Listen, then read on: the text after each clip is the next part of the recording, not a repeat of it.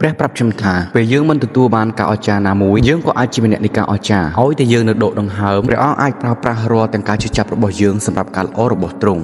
បានប្រើខ្ញុំឲ្យជួយក្មេងប្រុសម្នាក់ឈ្មោះដានីយ៉ែលពេលដែលខ្ញុំឃើញគាត់ខ្ញុំនឹកឃើញការដែលខ្ញុំរៀននៅសាលារៀនរបស់ខ្ញុំតែងតែសង្ឃឹមថានឹងមានជនពិការណាម្នាក់មកចែកចាយនៅសាលារៀនរបស់ខ្ញុំហើយប្រាប់គ្រប់គ្នាថាទោះបីជានិចគាត់គ្មានដៃគ្មានជើងប៉ុន្តែនិចគាត់នៅតែអស្ចារ្យសូមកុំបង្អាប់គាត់ទាំងអស់គ្នាសាក់ទាយទៅមើលខ្ញុំមិនដែលទទួលបានវាសោះតែព្រះអង្គបានឲ្យខ្ញុំមកជាម្នាក់ដែលចែកចាយនៅសាលារៀនរបស់ក្មេងប្រុសដានីយ៉ែលទៅវិញខ្ញុំមិនដឹងថាអ្នកគិតបែបណាប៉ុន្តែសម្រាប់ខ្ញុំគឺវាអាចទៅរួចប្រសិនបើខ្ញុំគ្មានអ្វីៗនៅលើផែនដីតែខ្ញុំមានវានៅនគរឋានសួគ៌វាពិតជាអស្ចារ្យណាស់ពេលដែលខ្ញុំនៅនគរឋានសួគ៌ខ្ញុំមានដៃខ្ញុំមានជើងហើយក្មេងប្រុសដានីយ៉ែលក៏មានដៃហើយក៏មានជើងដែរហើយគាត់នឹងរត់មកអោបខ្ញុំហើយនិយាយថាសួស្ដីបងខ្ញុំពិតជារីករាយណាស់ដែលព្រះអង្គបានប្រើប្រាស់បងដើម្បីឲ្យខ្ញុំបានជឿថាពិតជាមាននគរឋានសួគ៌មែន